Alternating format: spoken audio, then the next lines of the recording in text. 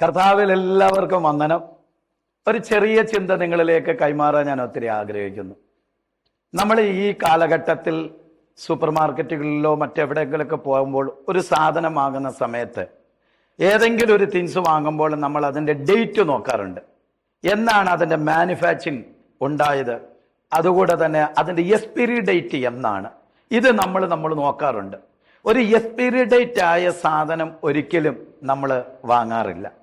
ഇതേപോലെ ഇന്ന് എൻ്റെ ഹൃദയത്തിൽ ദൈവം നൽകിയ ഒരു ചിന്ത, നിങ്ങളുടെ ജീവിതത്തിൽ നിങ്ങൾ അനുഭവിച്ചു കൊണ്ടിരിക്കുന്ന ചില വിഷയങ്ങൾ, പ്രതിസന്ധികൾ, മനോവേദനകൾ, ഭാരങ്ങൾ, ഇതിനകത്തെല്ലാത്തിലും നിന്റെ ലൈഫിനകത്ത് ഒരു എക്സ്പയറി ഡേറ്റ് ആകാൻ സമയമായി. നീ ചിന്തിക്കുന്നില്ല എന്ന് എൻ്റെ ഈ സാഹചര്യങ്ങൾക്ക് മാറ്റമുണ്ടാകും, എന്ന് ഈ അവസ്ഥകൾക്കകത്ത് ഒരു ചേഞ്ച് ഉണ്ടാകും എന്ന് പ്രതീക്ഷയോടെ ഇരിക്കുന്നവരോട് ഞാൻ ഒറ്റൊരു ദൂത് പറയാം. ആ പ്രതിസന്ധി നീങ്ങാനുള്ള ആ എക്സ്പയറി ഡേറ്റിന്റെ സമയത്തിലേക്ക് നീ കടന്നു വരാൻ പോവുകയാണ്.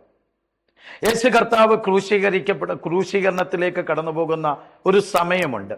അത് ഭയങ്കര പ്രതിസന്ധിയുടെ ഒരു ടൈമാണ്, ഭയങ്കര മനോവേദനയുടെ ടൈമാണ്. ഒരു മാനുഷികമാകുന്ന രീതിയിൽ ഉൾക്കൊള്ളാൻ പറ്റുന്നതിനേക്കാൾ അപ്പുറമായ ഒരു പെയിൻഫുൾ ടൈമാണ് യേശു കർത്താവിൻ്റെ ക്രൂശീകരണ സമയം എന്ന് പറയുന്നത്. എന്നാൽ ആ ക്രൂശീകരണ സമയങ്ങൾക്കും ആ കല്ലറയ്ക്കകത്ത് അടക്കപ്പെട്ട ദിവസങ്ങളെല്ലാം ലിമിറ്റഡ് ആയിട്ടുള്ള ദിവസമായിരുന്നു. എന്നാൽ അതിൻ്റെ മൂന്നാമത്തെ ദിവസമായപ്പോൾ യേശു കർത്താവ് ആ പ്രതിസന്ധികളെ എല്ലാം പൊളിച്ച് ഉയർത്തെഴുന്നേൽക്കാനിടയായി തീർന്നു.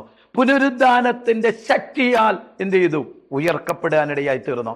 അതേപോലെ എന്നെ കാണുന്ന പ്രിയപ്പെട്ടവരോട് ഒറ്റൊരു വാക്ക് പറയാം. ഇന്നുകളിൽ നീ അനുഭവിക്കപ്പെട്ടുകൊണ്ടിരിക്കുന്ന ചില മാസങ്ങളാം നീ ഫേസ് ചെയ്തുകൊണ്ടിരിക്കുന്ന നിന്റെ പ്രശ്നങ്ങൾക്കകത്തെല്ലാം വിരാമമിട്ടുകൊണ്ട് ഒരു ഉയർത്തെഴുന്നേൽപ്പ് നിന്റെ ലൈഫിൽ നടക്കാൻ പോവുക. നീ പുറത്തു വരാൻ പോവുക. ഇനി എനിക്ക് സമയമില്ല എന്ന് പറഞ്ഞെടുത്ത് ദൈവം നിന്നെ പുറത്തു കൊണ്ടുവന്ന് ദൈവം നിന്നെ മാനിക്കാൻ പോവുകയാണ്. വിശ്വസിക്കുക, എൻ്റെ ലൈഫിൽ ഞാൻ അനുഭവിക്കുന്ന വിഷയങ്ങൾക്ക് എക്സ്പയറി ഡേറ്റ് ഉണ്ടാകുകയും മറു സൈഡിൽ എൻ്റെ മുമ്പിൽ ഒരു പുനരുദ്ധാനത്തിന്റെ ഉയർപ്പുണ്ടാകാൻ പോവുകയാണ് എന്ന് നിങ്ങൾ വിശ്വസിച്ച് അതിനെ ആമേൻ പറഞ്ഞ് നിങ്ങൾ സ്വീകരിക്കുക. കർത്താവ് നിങ്ങളുടെ മുമ്പിൽ അത്ഭുതങ്ങൾ ചെയ്യാൻ പോകുന്നു. കർത്താവ് നിങ്ങളെ അനുഗ്രഹിക്കട്ടെ. God bless you.